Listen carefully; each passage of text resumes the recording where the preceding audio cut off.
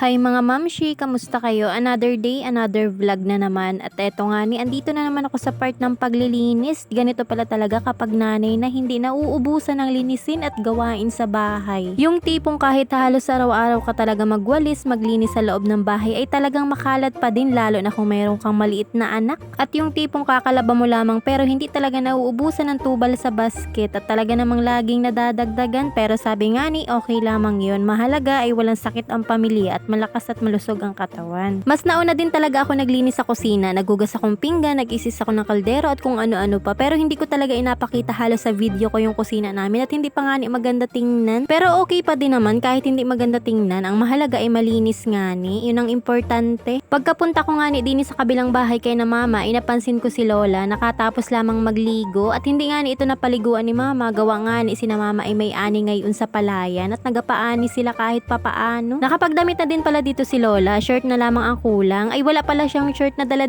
kaya ang ginawa ko ay kumuha na muna ako dun sa kanyang Durabox at nilagyan ko siya ng shirt. Ito naman Lola namin na ito, kahit 104 years old na ito, ay nakakapagpaligo pa talaga itong mag-isa dahil sobrang lakas pa ng katawan. Ang inagawa lamang ni na mama ay naglagay na sila sa planggana ng tubig at inalagay sa mainit para kahit papaano ay medyo maligamgam yung tubig. At ayan nga fresh na ulit ang Lola. At sa tuwing pagkatapos magligo yan ni Lola palagi ay nasabihan ko talaga yan na ang bango na ni Lola ay anong tuwa man din. Bandang alas 10 naman ay wala kaming maisip na maulam dahil wala nga kaming budget, kaya ang ginawa namin ni Mister ay aringani at nagkatay na lamang kami ng native na manok. Ganiri talaga sa amin sa probinsya, kapag talaga wala kaming maulam ay nagkakatay kami ng manok, basta sarili mong alaga at wag manok ng kapitbahay. Sus! Kumuha na rin pala ako ng 2 pirasong malaking papaya at aringani alahok namin sa tinola. Talaga namang hindi kompleto ang tinola kapag walang papaya. At aringani naghukay na rin ako ng luya at ay medyo naudlot ang paglalaba ko. Ako pa naman ay nagamano-mano at hindi ako gumamit ng washing ngayong araw dahil ako'y medyo inasipag. Saglit ko munang iniwanan yung labahin ko at ako muna ay nagbalat na rin papaya para mas mabilis maluto yung pangulam namin dahil malapit na magtanghalian. Ari pa lang napitas kong papaya ay medyo pahinog na rin pero hindi pa naman sobra, kaya isinama ko na rin dun sa alutuin namin. Hindi pa ako tapos magbalat ng papaya at magayat ay sumingit na muna si Mr. Dini at hiniram yung tadtaran sa akin. Sabi niya ay atad na rin daw muna niya yung manok at nang malinisan na ng maigi at may luto na. Alam niyo po baga, pag talaga kami nagkakatay ng manok ay talagang inaabangan ko talaga dito ay yung atay ng manok, dugo ng manok at saka yung baluna ng manok. Sobrang paborito ko talaga yun at alam na yun ni Mr. na sa akin lamang yun at ako lamang ang makain. Pero meron din akong ibang kilala na hindi talaga nakain ng atay ng manok at ng baluna ng manok, pero iba-iba naman talaga tayo ng panlasa. Ari nga video na pass forward ko na talaga at hindi na rin ako nakapag-video nung nagluto si Mr. at talaga namang tinapos ko na muna yung labahin ko at talaga namang yung init ay sayang. Mga bandang hapon naman ay dumating yung kapatid ko galing sa Pola at aringani si mama ay nakita ko na nagalinisan ng mga huling isda nung kapatid ko at aringani libre na naman sila sa pangulam at namang dami na namang huli. Sa tuwing wala